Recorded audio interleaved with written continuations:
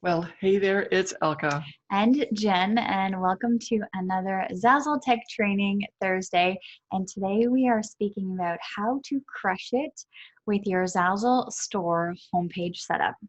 Yeah, and why would that even be important? Maybe you don't even think that people come to your Zazzle store homepage. They might just go and find your products on the marketplace on Zazzle, and who would care, right? And it's true, there are less people that come to your products per se through your homepage on your store than they would through the marketplace. That's just a given. However, when someone is that invested in your particular brand or store name or whatever, if they've somehow decided to check you out and your store out a little bit more, then they're going to click on this homepage and then they're going to find something. And it depends on you as to what they're going to find. Mhm. You can make that a pleasant experience. I almost said pleasant and pleasurable in one word, or pleasurable experience.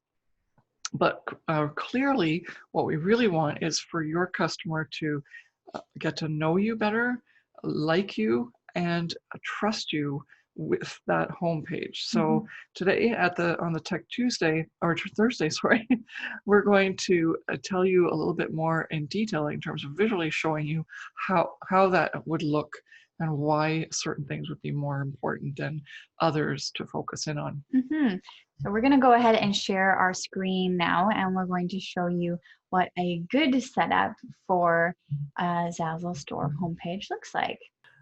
Okay, so this is the store that we're going to use as an example. This is the store we use for our Profit by Design Academy training and our course. If you haven't yet taken that course, we highly recommend it because it's awesome and it really helps designers move forward in their Zazzle business. Can you tell I'm biased? But it truly is really great. And so we just want to say that this is our sample store on Zazzle, but it's a live store and we don't want you to copy anything from here, not any of the designs and not the layout and all that stuff, because that's our designs that are on Zazzle and they're like, that would be copyright infringement, right? Mhm. So bring your own stuff to the table, but the principles behind what is shown here is what you need to learn so that you can understand how to create your own personality and your own brand on your Zazzle store homepage. Yeah. Okay, so we're going to go through each of the places where you can create that know, like, and trust factor. And so the first that you see right at the very top is the banner. Yeah. And the banner is something that you just can use as a way to get people to scroll further into your store. So make sure it makes sense in terms of what the customer might be looking for. Showcase a few different things in a really professional manner, especially like I'm showing you here with this banner. These items are different sizes, and so therefore I can't put them all in the same image, but I can put them in as a collage, like almost like a film roll, for anyone who still remembers what film rolls look like. And so this is something that's a really neat trick to make your store look professional, but still showcase various products at different sizes, rather than floating proportionate sized products showing like, here's everything I make in this store. So I'm just selecting something and that also fits together. And that's really important because you want to look professional the minute they see the top of your store. And then to the left, there's this D, and this store has a name that has the word D, like a letter. The letter D is in one of the words. And so what we wanted to do was create a professional looking logo that's not really very hard to make up, but it's going to be sort of specific to and tells a story about our particular offerings in that store. Something plain, simple, a little bit of ornateness, but it's very user friendly, and it doesn't say goth or vintage or animal lover only. It's very open so that people can interpret it that like, yeah, okay, this matches whatever I showcase in the banner. And then right next to it, there's a couple of lines of text. That's the design just for you. That's the name of the store, and then a tagline. So there is a really great opportunity for you to showcase the name of your store. And I'm not going to get into why you might use a different name there than in the URL. you can look at the course and see what all the ramifications are for that. However, the tagline is really cool. And then right underneath is the about section. And those pieces of text, along with your title for your store or name of your store, are very important to give the customer an idea of whether or not they're in the right place, Mhm. whether they're going to like you, right? And it's not a matter of whether they think that you're a nice person or they like your artwork. They just want to like you because they're in the right spot, because they're shopping, and they want to know that this is a store I could potentially buy something from because they're talking my language. And so make sure you use the text in these areas very effectively. Then the next thing is, do you want to go right away to the profile, or should we go to the categories first? We'll go to the categories first. So if you keep scrolling down, you have the option to put categories in any place on the homepage. You can do that in your store settings. However, what we suggest, and this is in our training of the Profit by Design Academy, so you're getting a little sneak peek of what we do and showcase, but out of all the permutations and combinations that we've tried on our homepage to be successful in our own personal stores, this works best to have the categories right there underneath the about section so that the customer can scroll through and click through to anything that they're looking for. And the key here is to present the categories with really cool professional, cohesive, consistent icons, which is a fancy word for saying a photo or an image or a graphic for each of the categories that we've chosen. So make sure that that's aligned with whatever you're showing in your banner so that you can look professional, and you're also just not giving the idea that, hey, I offer everything under the sun for you to buy. Just pick and choose. We want you to have the customer have a customer journey and say, oh, that was in the banner, and look, here it is in the categories.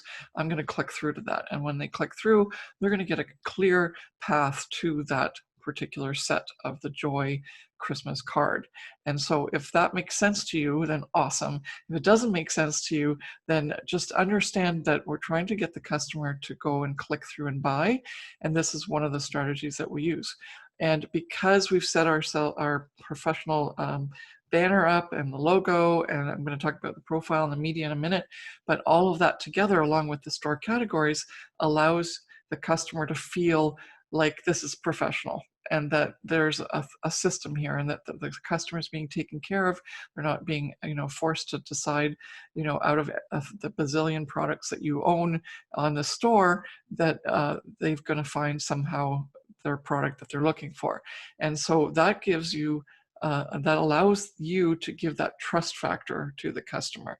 So we've already got the know, like, and trust factor, and we can just now solidify that by adding a really professional photo on our profile, which is to the right, Mhm. and also the name of our profile. If you're, JM51234, then that's not going to create a lot of trust with your customer.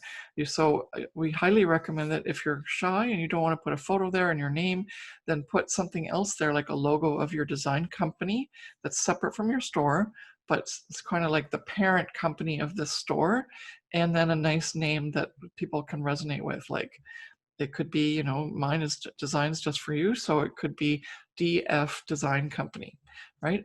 You can find a way to make it sound professional and to give that customer that extra factor of, oh, this is a design company. Oh, that's good. So now they trust you even more because you're truly that, right? Hopefully, it's better to have something there than to not have something there. And I've also seen a lot of people who are now like, it's almost interesting because a lot of those people are copying other people, and unfortunately we need to make sure that you understand that it's not to your advantage to not have a store name and also to not showcase who you are as a designer, because that doesn't sell products. The know, like, and trust factor is very important. Otherwise your product's just the same as someone else's, especially when you've basically copied the design. It's not going to win. It's not going to be a win-win for you, and we really want you to succeed. Okay, and then the media section is a bonus. It's just a way for you to showcase some of your products And if you have some extra things that you can even put in there, like customer reviews or things that you do in, like, you're showcased in on the Zazzle homepage or whatever, that builds a lot of trust so that the customer can scroll through that and see, hey, look at this. This designer is someone I can really trust and buy from. So all of that together gives you the know, like, and trust factor that in a customer in 3 seconds or less can make a decision on. So it's very important that you set up your store homepage properly. How Mhm. are we doing for time? I think we should wrap it up in a moment, but yeah. Do you want to stop the screen share Yep. now? Okay, Yeah. perfect. Well, thank you very much for watching this Zazzle Tech Thursday training. And yeah, now you know how to crush it. Setting up your Zazzle store. And obviously, there's always more to learn. And as Elka mentioned in the Profit by Design Academy, we go way more in depth.